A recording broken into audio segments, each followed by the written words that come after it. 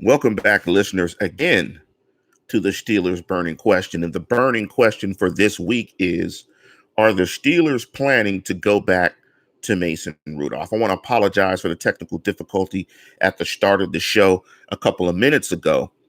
But the burning question for this week, again, is, are the Steelers planning to go back to Mason Rudolph?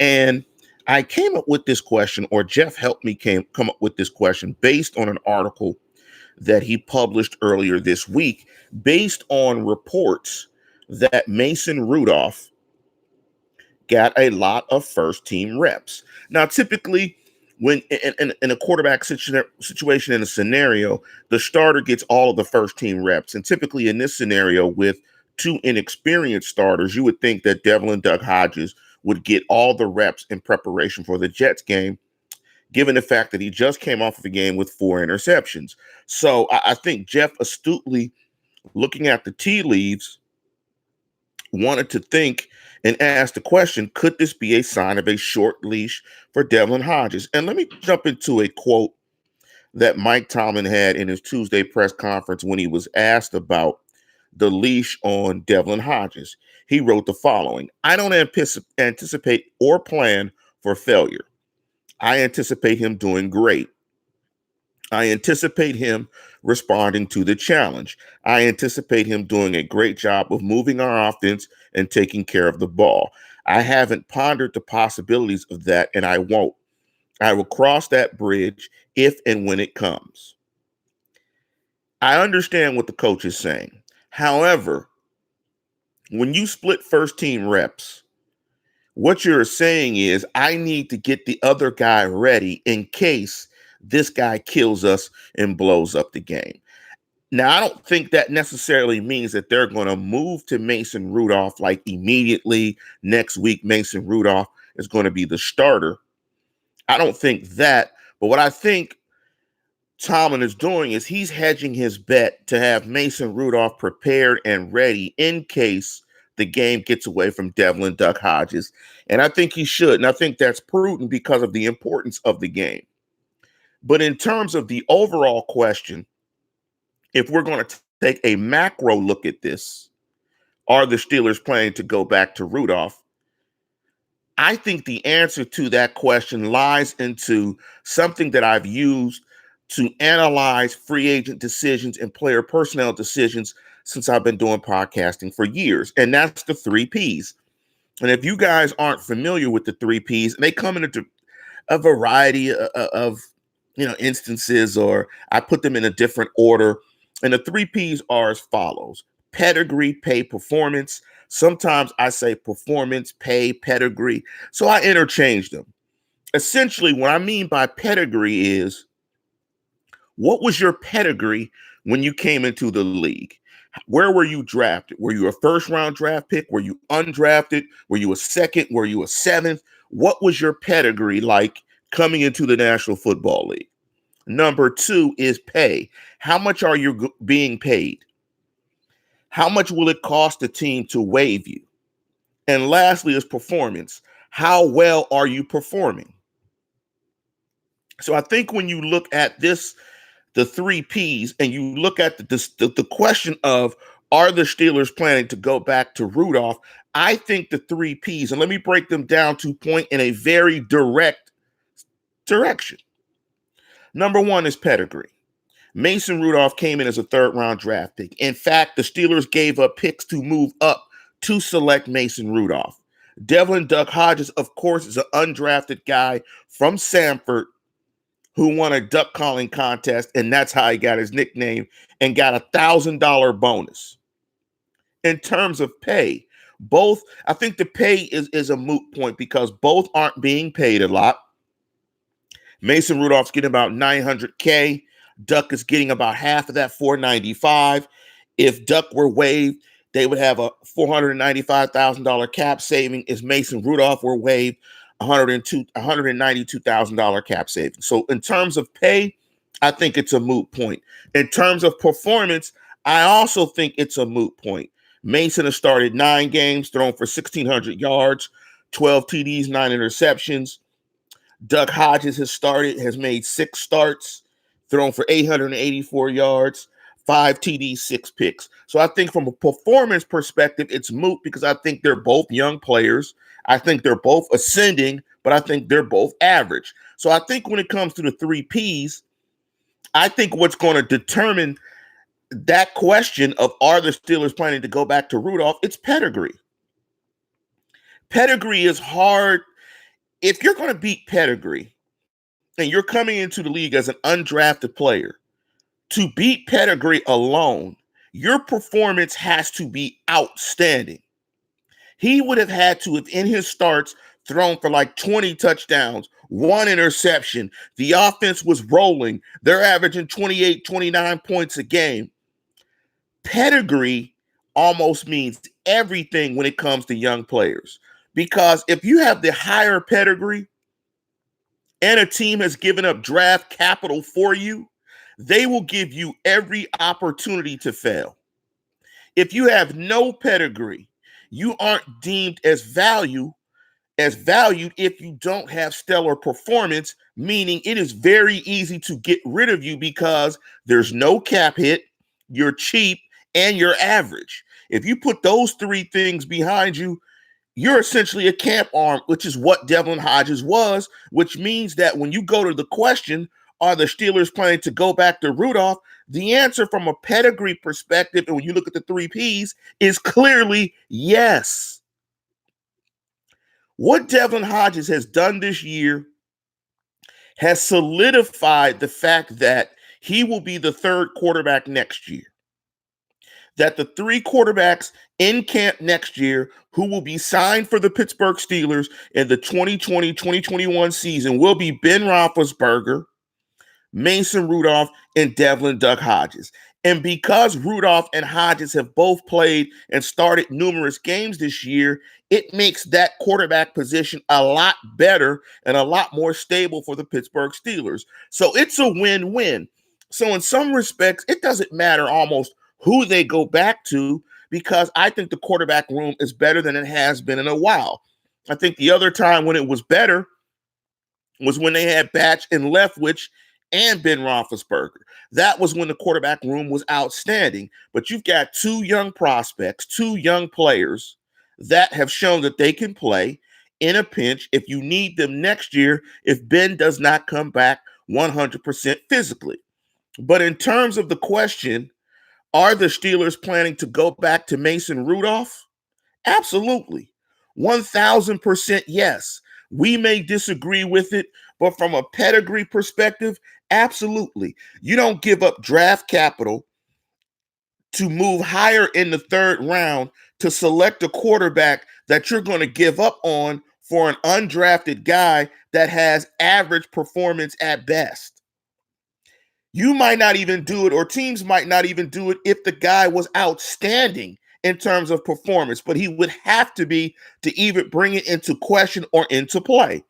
Let me jump into another quote from the article, and the article is on the site behindthesteelcurtain.com. If you want to find the article, it's Mason Rudolph. It's entitled, Mason Rudolph reportedly sees increased first-team reps in Steeler practice, and it was written earlier this week by the editor-in-chief, Jeff Hartman. Outstanding job by Jeff.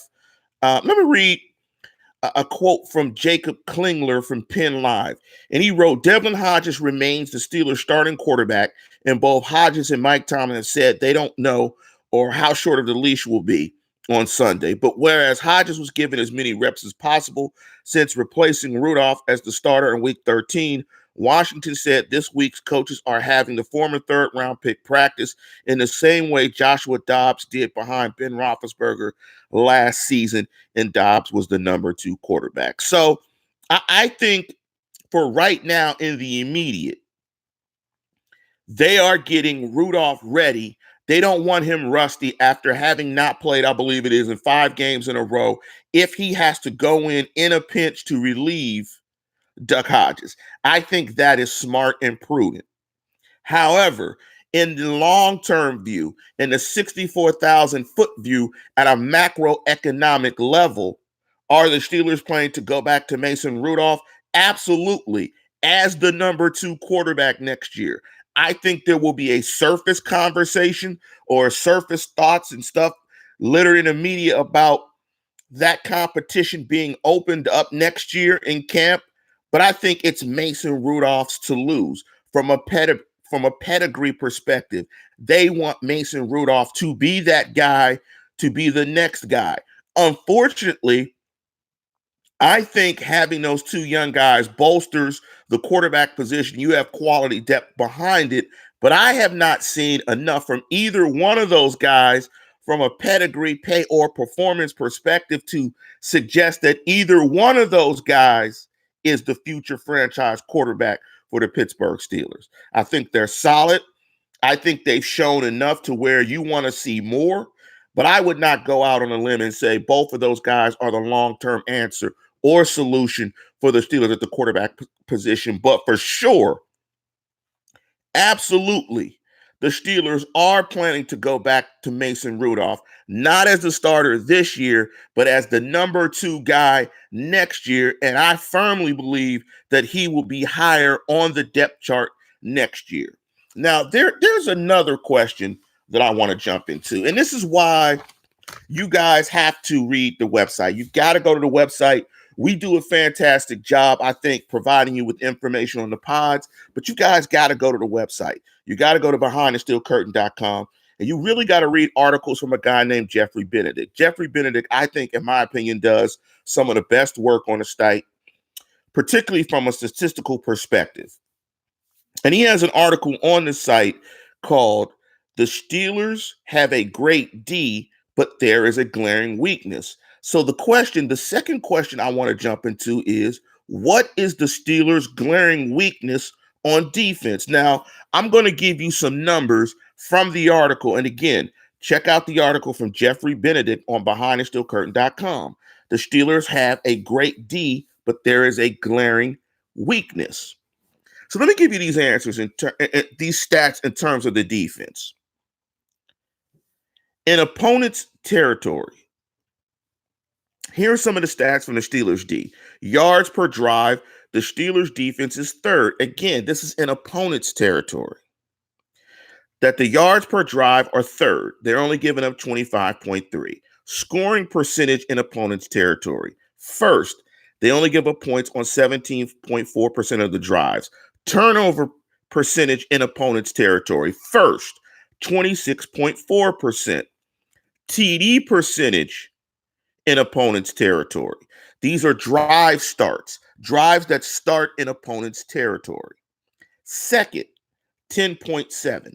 Now, let me give some kudos to the defense, just some stats overall to give some kudos to this defense. If you guys aren't aware of these stats as it pertains to this defense, they have the most picks, most fumbles recovered, fewest TDs allowed, and fewest field goals allowed. Let's frame that in a backdrop when it comes to drive starts. Now, we're talking about drive starts, and the stats that I gave you were in opponent's territory. They rank third in yards per drive, first in scoring percentage, first in turnover percentage, and second in TD percentage. Now, juxtapose that against when drives start in the Steelers' territory. Yards per drive drops to 20th, 16.6. Scoring percentage drops to 28th. Teams score 74% of the time on drives when they start in Steelers territory. Turnover percentage drops to last. They have no turnovers on drives that were started in their territory. And touchdown percentage is 23rd, 42.1.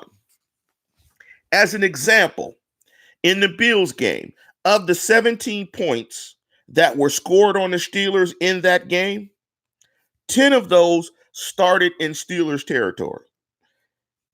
19 drives of the 160 drives overall that have started in Steelers territory, they've pretty much given up points on. So what we're seeing is that field position and turnovers as it pertains to this defense are absolutely essential and critical. What it is saying is that if a drive starts in Steeler territory, the Steelers have a very difficult time snuffing out that drive. And it's logical. Defenses can be a lot more aggressive.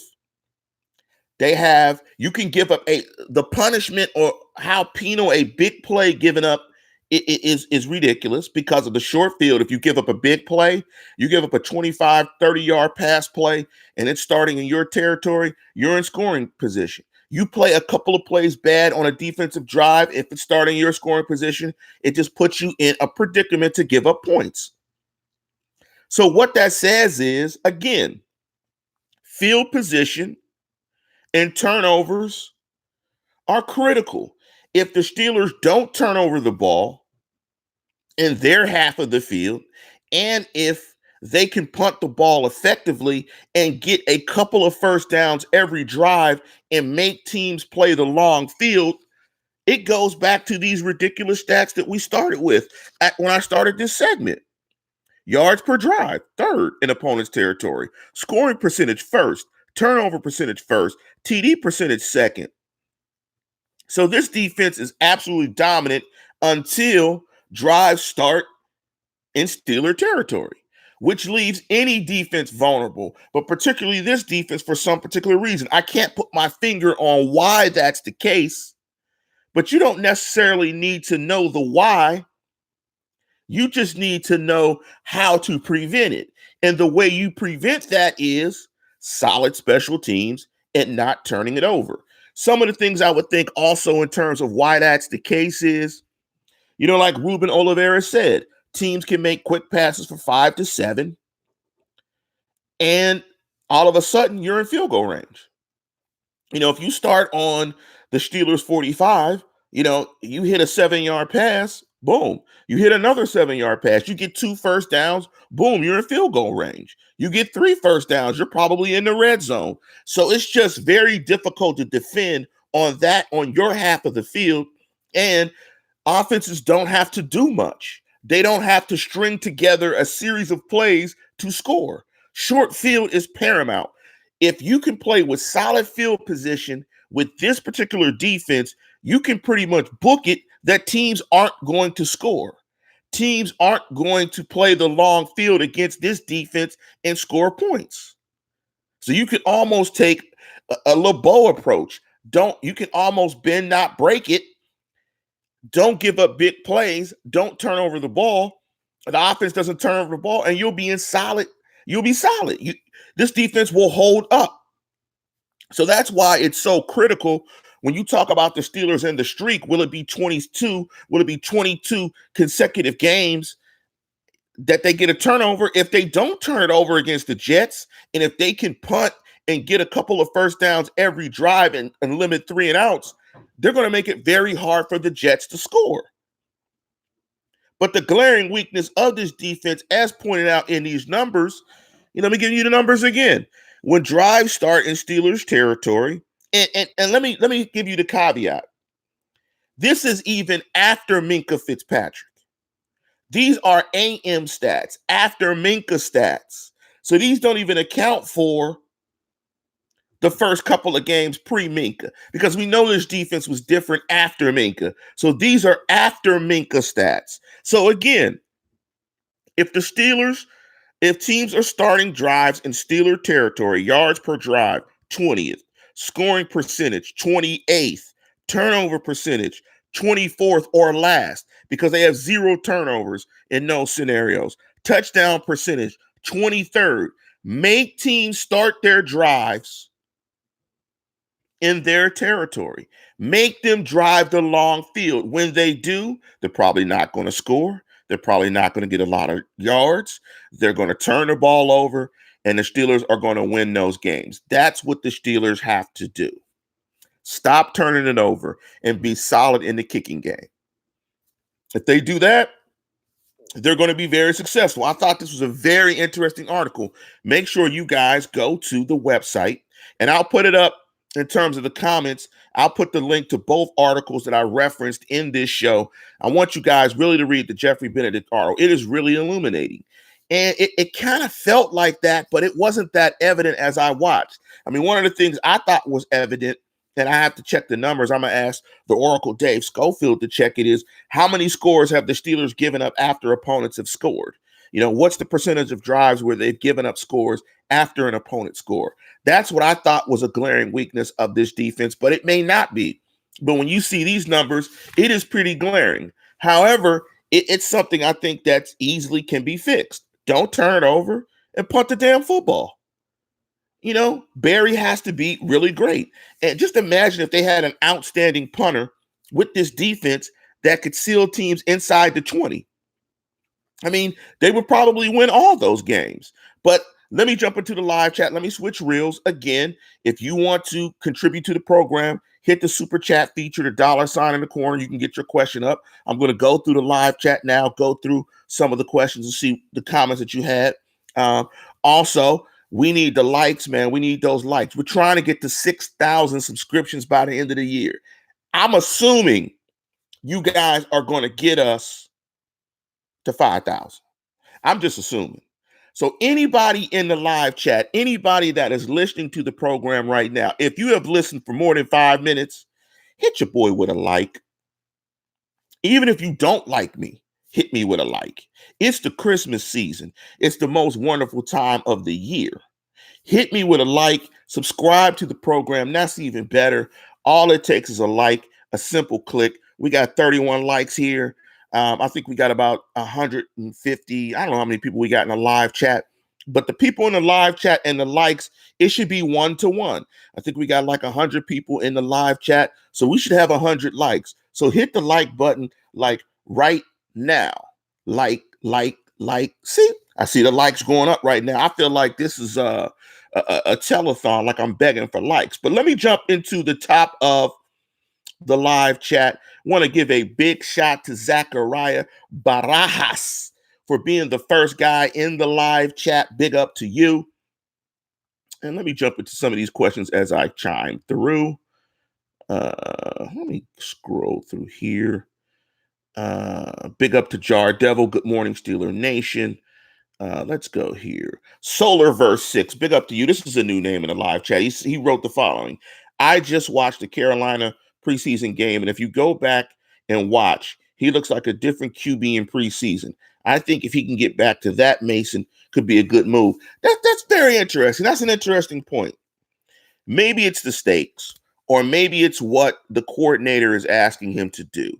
But he did seem to play freer in the preseason. He did seem to be that he made more stick throws, that he looked more comfortable in the pocket. And that could be a factor of he was seeing a lot more vanilla defenses. Nobody was preparing against him, and that the stakes weren't high, that the lights weren't on, so to speak. But I like that Mason Rudolph. In fact, when me and Jeff would often compare Josh Dobbs to Mason Rudolph, we always thought that Mason Rudolph looked electric, that the offense woke up when he came and played, and that there was an energy and a zing that he brought to the offense, and that he was taking some risk and making some stick throws. And that's why I think Steeler Nation, along with ourselves, were really high on Mason Rudolph. Maybe it just changed as he got into games and teams prepared against him, and that the lights were on, so to speak, that maybe he started playing a little more conservative and not trying to play balls to the walls and rock out type football. So I thought that was a good observation by Solarverse 6. Big up to you. Let me go back and jump into a couple of more questions. Rob Nash, the OC has the game plan to duck strengths. We've said that repeatedly on this show. And I think a strength is not having him throw it 42 times in a game. Short passing game in between the numbers, and short to intermediate passes where you can pick up cheap yards, bust a tackle, get 12, stuff like that. Not having him force the ball downfield outside the numbers. If you want to throw it outside the numbers, throw it up the field in one-on-one coverage, not outs like he did against Tre'Davious White.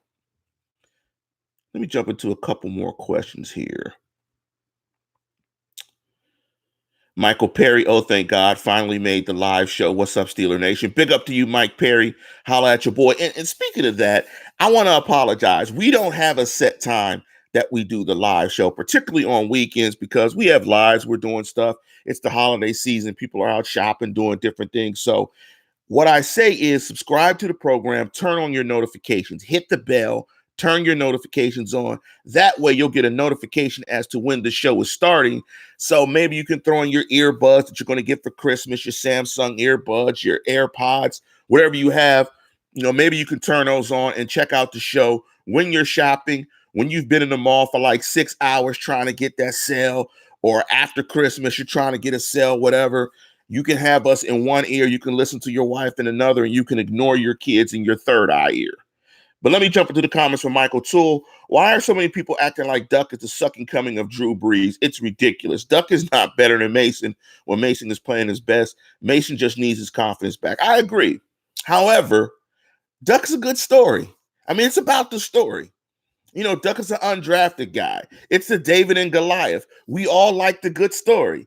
I mean, he's a duck calling dude from Alabama who played for Sanford. Man, everybody wants to be that guy. Duck is the Rudy. He's the 2019 Rudy. He's in a Steeler uniform. So if you combine the story, the name, I mean, the physical limitations, I mean, everybody wants to be the Duck guy. Duck is the champion of the 5'9" guys like myself that could probably never play for the National Football League. So we root for Duck. Everybody root for Duck. But Mike is right. Mason is the higher pedigree player. That's why he was a third-round draft pick. That's why he played D1 and slung it for a zillion yards in the Big 12. I mean, Mason's the 6'5" guy with good looks. That's the captain of the football team and probably was the prom king. Nobody likes that guy. Everybody likes the underdog guy. And that's what Duck is. Duck is that guy. He's the living embodiment of that. He is that story. That's why we like Duck. Duck's Duck, man. How can you not like Duck? Ram said, I believe Mason will bounce back. I think he will bounce back. There's nothing to suggest that he wouldn't. I think all he needs is another opportunity. I just hope he doesn't get that opportunity right now because he's inexperienced. He hasn't played for like 5 games, and I don't know how that translates on the road. I think I do, and I think that would translate into, as Mr. T would say in Rocky 3, pain. Pain. Let's get those likes up. But I appreciate the 50 likes of the video. But if you guys can hit the like button before we conclude the program, make sure you hit the program or the like button. Richard Krikorian, Big Swa in the Valley Joe. He must be a local guy. Big up to you, Richard Krikorian. You know what it is. Valley Joe 707, baby. Magazine Street, the home of Efeezy, 40 Fonzarelli. You know what it is. Also the home of Mac Dre. Mark Davison, I'll catch you going to watch Texans Bucks. Absolutely. And I think for Texans Bucks, we want the Texans to win. I think from a Steeler perspective, you want the Texans to win, the Texans to go ahead and wrap up the AFC South, and you want Tennessee. We want Tennessee and Steeler Nation to lose every game. I think Tennessee will lose every single game, and I think the Steelers are going to limp their way in. But I think the Steelers are going to play really well this weekend. My prediction on the game is on the standard. It's the standard. Make sure you check that out. I think the Steelers are going to play very well this weekend.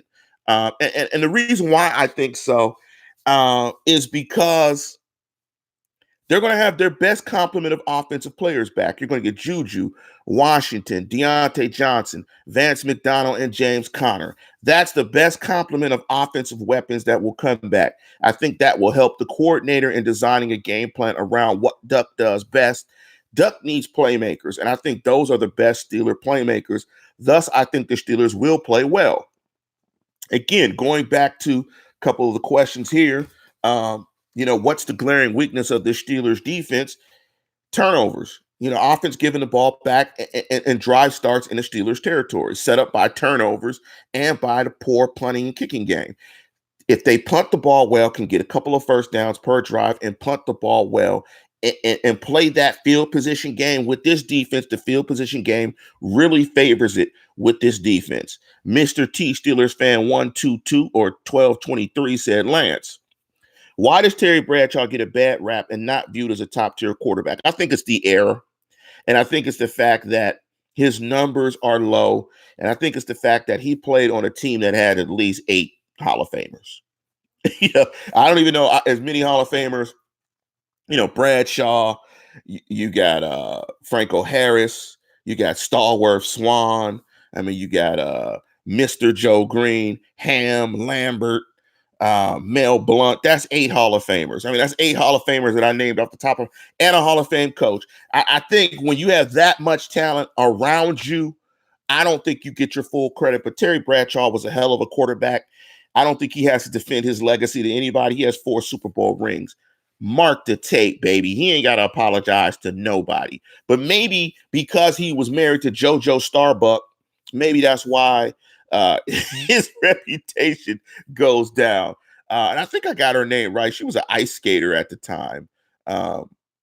Funny story is actually Terry Bradshaw had a car accident with my grandmother. I think if I remember the story right, I think he rear-ended my grandmother.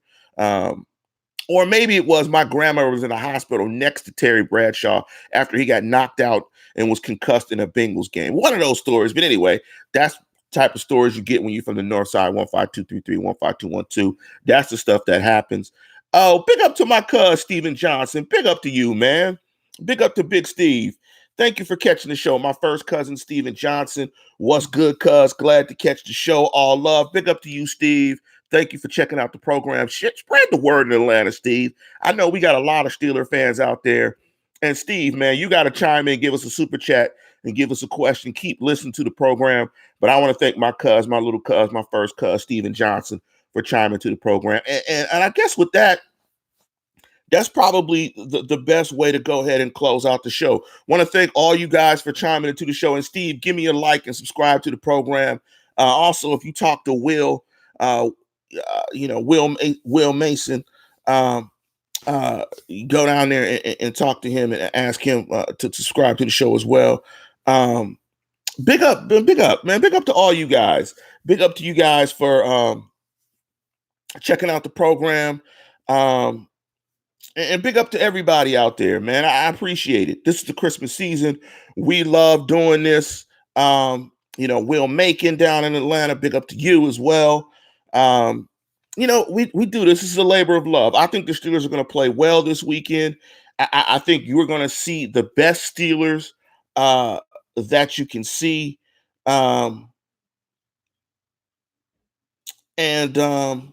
Yeah, actually, before I get out of here, I don't know what this guy Ken Maureen is trying to say in the live chat, but you guys need to go ahead and reprimand this dude because I don't play that stuff that he's trying to do. I think that's absolutely ridiculous. There's no room for that, in the live chat. But with that, we're going to go ahead and conclude the program. And as all that, and with that, please tune in, tell a friend, and subscribe.